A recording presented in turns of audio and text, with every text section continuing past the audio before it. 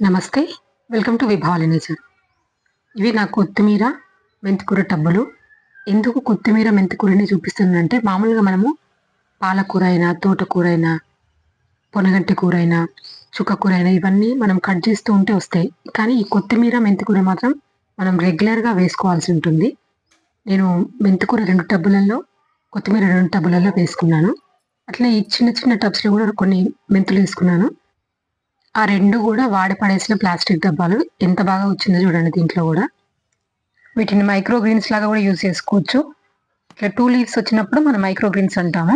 దీన్ని డైరెక్ట్‌గా మనము మొలకల్లో కలిపి తినడం ఎక్కువ చేస్తుంటారు. అట్లా మనం డైరెక్ట్‌గా గూడా తీసుకోవచ్చు. అలా వదిలేస్తే మనకు మెంతికూర మనం కూరలలో గానీ, పప్పులలో వేసుకోవడానికి రెడీ అయిపోతుంది. ఇది గూడా వేసుకోవచ్చు. కానీ ఈ స్టేజ్‌లో ఉన్నప్పుడు ఎక్కువగా మాత్రం సలాడ్స్‌లో గానీ, లేదంటే మొలకలలో కలిపి తినడం చేస్తుంటారు.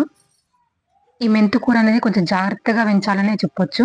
అంటే మనం చేసుకునే సాయిల్ మిక్స్ కరెక్ట్‌గా ఉంటే మాత్రం చాలా ఈజీగా వస్తది. కొంచెం సాయిల్ మిక్స్ అటు ఇటు అయితే మాత్రం పడిపోవడం, మధ్యలోకి కట్ అవ్వడం అంటే రూట్స్ దగ్గర కట్ అవ్వడం అలాంటివి జరుగుతుంటది. నేను నేను చేసుకునే టిప్స్ అయితే కొన్ని చెప్తా చూడండి. ఫస్ట్ సాయిల్ మిక్స్ మనం రెగ్యులర్‌గా ఎవరికి వాళ్ళం కొంచెం సాయిల్ మిక్స్ అయితే చేసుకుంటాం కదా! మన మన వేలో. ఆ సాయిల్ మిక్స్‌కి ఖచ్చితంగా 10% ఇసుక కలపండి. నెక్స్ట్ వచ్చేసి వాటరింగ్ చేసేటప్పుడు గూడా, ఎప్పుడు గూడా డైరెక్ట్‌గా ఇవ్వొద్దు. ఖచ్చితంగా స్ప్రే యూజ్ చేయండి. మనం విత్తనాలు జల్లిన తర్వాత కోకోపీట్ గాని, పైనుంచి ఒక ఒక లేయర్ మట్టి గాని వేస్తాం గదా! అప్పుడు మనం డైరెక్ట్‌గా పైప్‌తో గాని చేస్తే, మనం వేసిన విత్తనాలు డిస్టర్బ్ అయ్యి, మొలకలు రావడానికి తక్కువ ఛాన్స్ ఉంటుంది. కాబట్టి స్ప్రేయర్ లేకపోతే అట్‌లీస్ట్ చెయ్యి అడ్డు పెడుతూ నిదానంగా పోయండి. ఈసారైతే నేను పై లేయర్‌గా కోకోపీట్ వేసుకున్నాను. Same as it is soil mix నేను ఈ కొత్తిమీరకు గూడా సేమ్ అట్లానే వేసుకున్నా. ఈ 2 ఒకే సాయిల్ మిక్స్.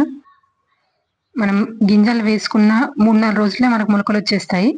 ఒక 20-30 డేస్ మధ్యలో మనం కట్ జేసుకోవచ్చు. ఒకసారి కట్ చేస్తే నెక్స్ట్ టైమ్ గూడా ఒకవేళ వచ్చే ఛాన్స్ ఉంటది. కొంచెం వర్మీ కంపోస్ట్ వేస్తే నెక్స్ట్ టైమ్ గూడా వస్తది. లేదంటే చాలా మందయితే ఒకేసారి డైరెక్ట్‌గా తీసేస్తారు. నేను బాగా అబ్జర్వ్ చేసిన టిప్ ఒకటి చెప్తాను చూడండి. ఇప్పుడు ఇది ఇంత హెల్తీగా ఉంది గదా! ఇది పగిలిపోయిన ప్లాస్టిక్ డబ్బా. దీంట్లో ఇంత హెల్తీగా ఉంది గదా! ఇప్పుడు నేను చెప్పిన సాయిల్ మిక్స్ ఏది ఇందులో కలపలేదు. జస్ట్ ఎర్రమట్టి, కొత్తగా తెచ్చిన ఎర్రమట్టి అంతే. మనం మెంతికూర ఇవన్నీ కలపలేము, లేదు అనంటే డైరెక్ట్‌గా మనం నర్సరీ నుంచి తెచ్చిన సాయిల్‌ని ఒక వాటరేసి అంటే వాటర్ పెడుతూ ఉండి ఒక 3, 4 రోజులు అట్లా వదిలేసి తర్వాత నానబెట్టుకున్న మెంతులేస్తే మనకు చాలా హెల్తీగా వస్తది.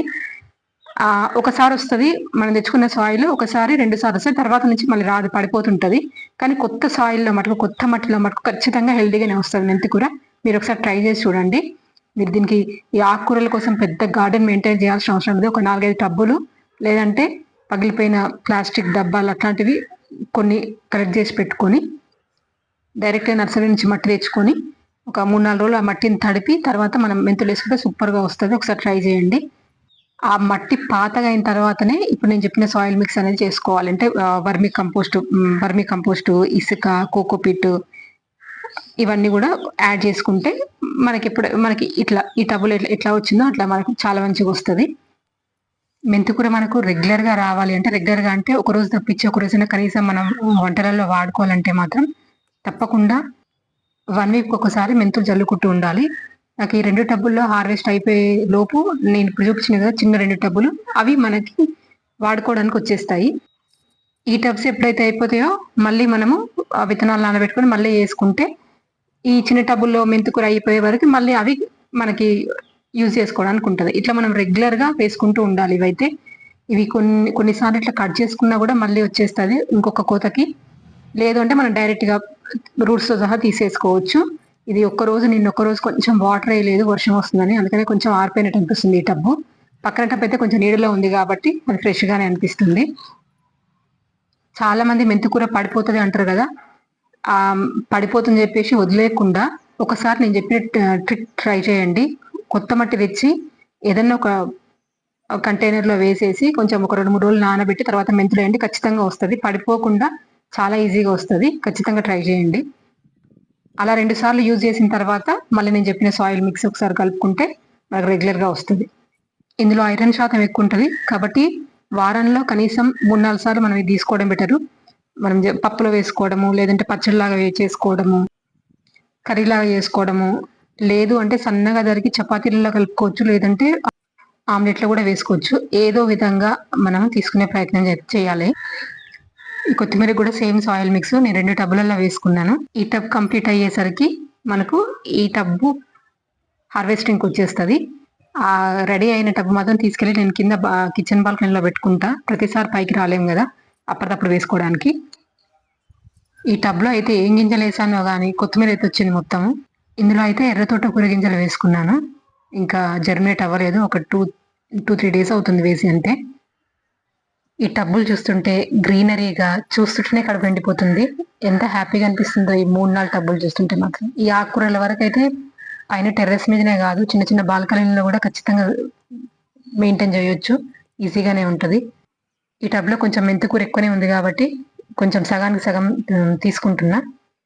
ఇంకోటి నెక్స్ట్ నేను ఒక పాయింట్ చెప్పడం మర్చిపోయినాను. నేనైతే లేయర్గా మాత్రం కోకోపీట వేసినాను. ఇంకొక పాయింట్ ఏంటంటే మనకు సపోర్ట్ ఉండాలి. ఎక్కువ గింజలు ఎక్కువగా వేసుకోండి. ఎక్కువ వేసుకుంటే ఒక మొక్కకి సపోర్ట్ అంటే పడిపోకుండా ఉంటుంది. ఇది నేను ముందు చెప్పలేదు, ఇది కూడా గుర్తుపెట్టుకోండి. మెంతులు అనేది ఎప్పుడు కొంచెం ఎక్కువ పోసుకోవడానికి ట్రై చేయండి, బాగుంటుంది, పడిపోకుండా ఉంటుంది. చూడండి కట్ట, ఇంత ఫ్రెష్ కట్ట మనకి ఏడ దొరికితే చెప్పండి. ఇవైతే నేను పైనే ఈ రూట్స్ కున్న మట్టి మొత్తం పైనే క్లీన్ చేసుకుంటా. మళ్ళీ ఎంత ఇసుక అవుతుంది కింద అని చెప్పేసి. ఇంత ఫ్రెష్ మెంతి కూర మనకి ఎక్కడ దొరకాలి? ఎంత మంచిగా తొందరగా ఉడికిపోతుంది. మనం పండించుకున్న కూరలు చాలా తొందరగా ఉడికిపోతాయి. అసలు వంట చేసిన ఫీలింగ్ కూడా అనిపించదు. ఇవి మొన్న మూలం సంత నుంచి తెచ్చుకున్న ఎర్ర పాలకూర, దేశీ విత్తనము. ఒక టబ్ ఖాళీ ఉంది, దాంట్లో పెట్టుకుంటా. ఈ పాలకూర గింజలు అయితే టబ్కి 10 నుంచి 12 పెట్టుకుంటా నేను. అందులో కొన్ని వస్తాయి, కొన్ని రావు. 6-7 మొక్కలైనా మనకు ఒక టబ్కి 6-7 మొక్కలైనా సరిపోతాయి. మెల్లగా వర్షం కూడా వస్తుంది, వర్షం స్టార్ట్ అయింది. ఫస్ట్ టైము ఎర్ర పాలకూర గింజలు పెట్టుకోవడము. గింజలు పెట్టుకోవడం అయిపోయింది. ఇంత మెంతికూర అయితే తెంపుకున్నా. అక్కడ మునక్కాయ ఉన్నట్టుంది ఒకటి, అదొక్కటి తెంపేసుకుంటే అయిపోతుంది.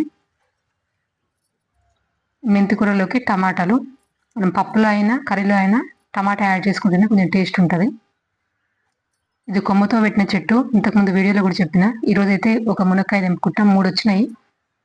కొంచెం అయినాయి అని చూసి ఒకటి తెంపుకుంటా. ఇదైతే లేతగానే ఉంది.